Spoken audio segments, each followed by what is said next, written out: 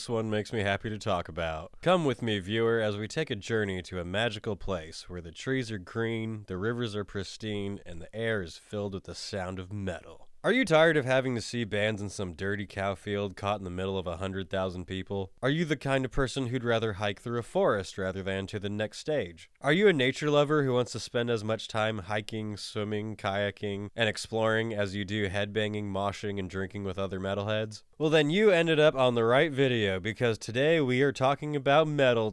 Tolminator. Tolminator is a new yet familiar metal festival located in Tolmin, Slovenia, a beautiful and charming town that feels like something out of a fairy tale full of blast beats and alcohol. Originally, this was the location of the Metaldays festival, which became beloved by fans because of its incredible scenery. But they've gone elsewhere, and in its place, Tolminator has come to keep the metal fan spirit alive in the forests of Slovenia. Imagine it, viewer. You wake up hungover in a bush to a beautiful sunrise shining through the forest. You look over and see an adorable fawn licking the Jägermeister bottle you dropped when you blacked out the night before. You go stumbling over to the river and belly flop into the ice-cold water. You emerge instantly refreshed and go grab some breakfast with your friends. Then it's time to do exactly what you'd expect you'd do at a metal festival: jump off of a fucking mountain. With a paraglide, of course, and get a bird's eye view of the festival and the beautiful landscape. Or if you're not a fan of falling out of the sky, you can go hike through the gorgeous gorge while playing the Lord of the Rings soundtrack on your phone. Explore some neat caves and do black metal screams in the dark to scare people. Or stay back at the festival and do the main thing you came here for: drink. But rather than drinking at a beer garden,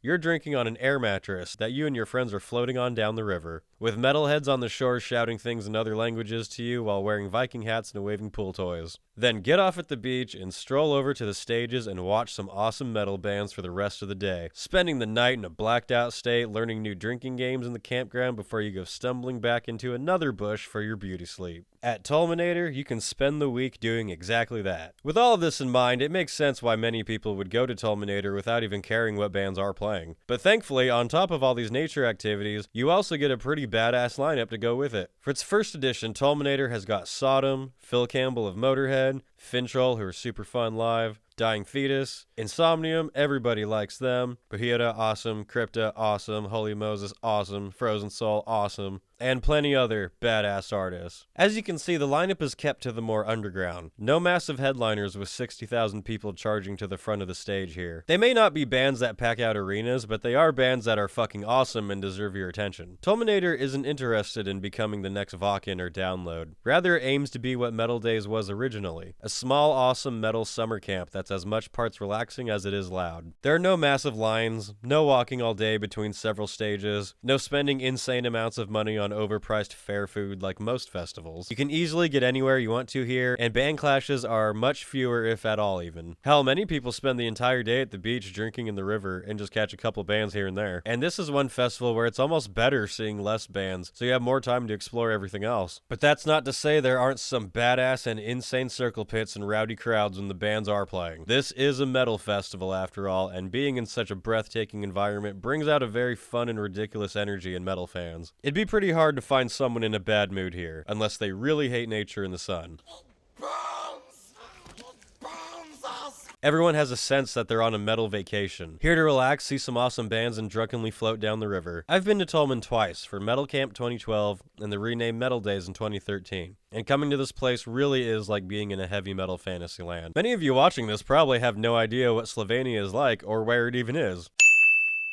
Don't worry, I didn't either until I went here. I went with my friends directly from the monsoon that was Vakken in 2012 to Tolmin, and after a very long train ride, we arrived in one of the most beautiful places I've ever seen. And I've been around quite a bit. Mountains with snowy peaks, forests surrounding us, tiny dirt roads that are terrifying to be in a taxi on. And the town of Tolmin itself is such a charming place with boutique restaurants and shops that are quite good and affordable. It's also got a supermarket and several stores, so anything you need to grab for camp is a short distance away.